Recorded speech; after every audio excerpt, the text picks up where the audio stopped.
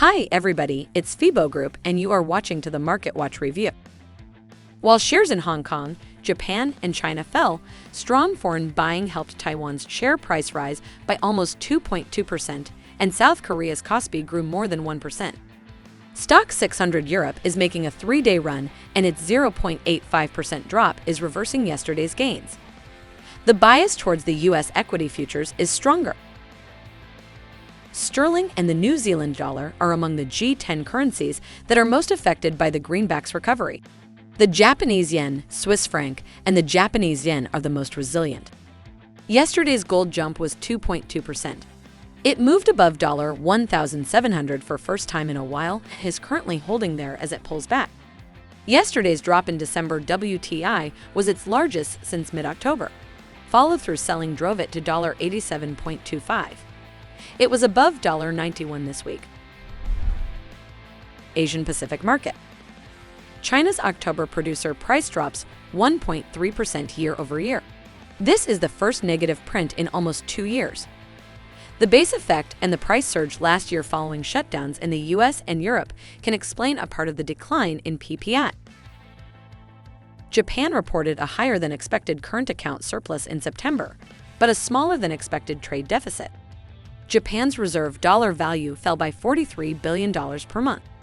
JPY 145 is a crucial support level for the dollar. Since October 7, the greenback has not traded below this level. After reaching its highest level since September, the Australian dollar hovers just above yesterday's settlement at $0.6500. Market of Europe. According to the ECB monthly survey, consumer expectations for one-year inflation rose to 5.1% in September from August's 5.0%. The median view for 3 years was steady at 3.3%. As a deeper recession is expected in the next 12 months, pessimism about the economic outlook has increased. Yesterday, the sterling rose to $1.16.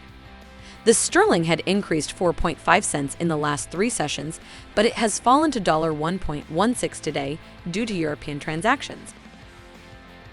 Yesterday saw the euro take out the October high as it increased its rally to around 3.5 cents in the last 3 days. The euro held steady just below $1.01. It is consolidating today in around a fifth of 1 cent on either side $1.0065. Market of America. Between today and Thursday, 9 Fed officials spoke. Today's speakers include Barkin, Williams, and Kashkari. Barkin supports slowing down the pace, but acknowledges that the Fed is still working. Barkin acknowledged that it is possible that the terminal rate will be higher than 5% last week. Yesterday's greenback traded briefly below CAD 1.34 for only the second time since September 21. It can now hold below 1.3500 in today's consolidation. That's all for me. Closely monitor the news background and be prepared for all the surprises of the market.